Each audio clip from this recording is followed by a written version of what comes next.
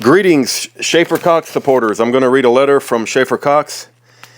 It's dated April the 11th, 2017, so it's 6 days behind.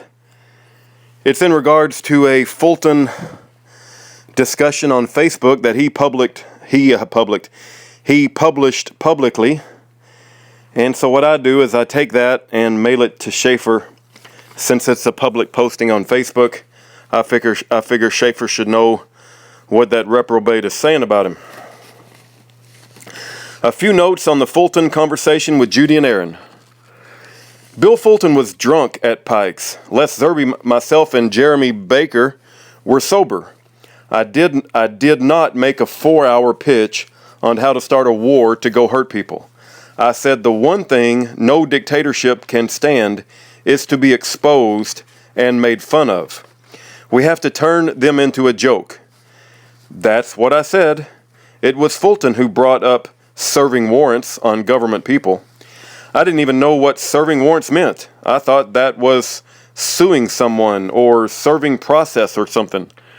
But it doesn't matter what I thought because Bill Fulton was too drunk to even talk. He was sloshed. And here's the big proof. The FBI may have gotten mad at him for recording that meeting. But they listened to it. And if it had 4 hours of me plotting bad things, they could have used it. It's no different than Olson's warrantless recordings, but they destroyed it rather than give us a copy of it.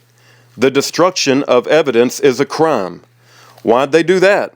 Because that recording showed that Bill Fulton was the violent nut, and I was a peaceful reformer. Page 2.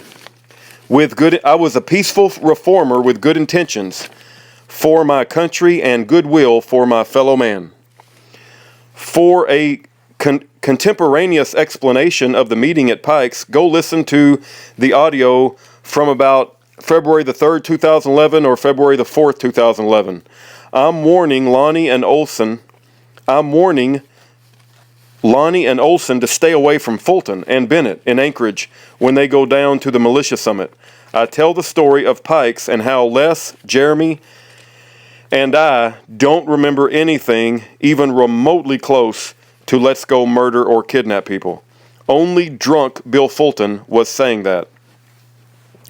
On the marathon, February 19th, 2011 audio, after our meeting with Ken and Karen and Lonnie and Olson, but before I drive out to get my family, I would guess about 2 hours and 30 minutes in, I pull Olson and Barney aside and say, I don't think he listens to me anymore, but after I'm gone, you all need to go talk to Lonnie and calm him down. This debunks any claim that I was leading people to do bad things.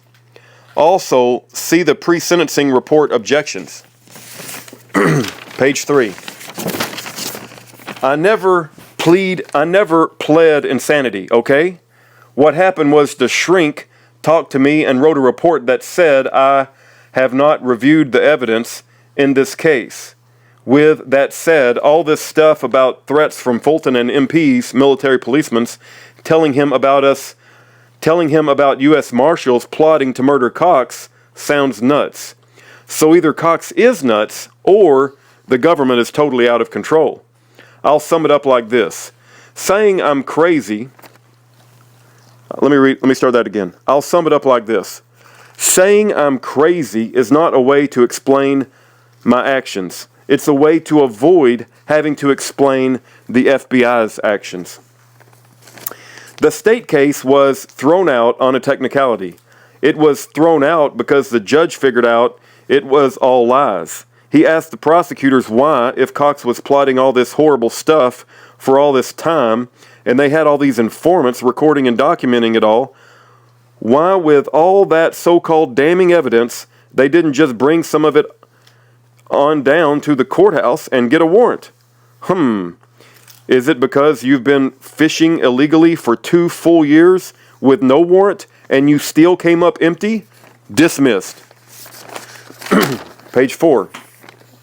Check out the FBI's own emails in the pre-sentencing report addendum. They show that the government knows that the propaganda narrative they used to convict me is false. I sure wish Rolyport would come back on the scene. Do you think well, poor Roly, I know he's had some problems with his family, and I just don't know the situation with Rolyport. I know he had an issue with his family is all. But let's keep Rolyport in our prayers. And I know that Schaeffer wishes Rolyport would come back to help, because Rolyport was the private investigator and knows a lot about the case. All right. God bless everyone. That was the letter from Schaeffer. He also included in his letter part of his pre-sentencing report. And looks like it's several pages. 1, 2, like 4, 8, 12, 16, 20, maybe like 24 pages of pre-sentencing report. Plus he highlights a section in the pre-sentencing report.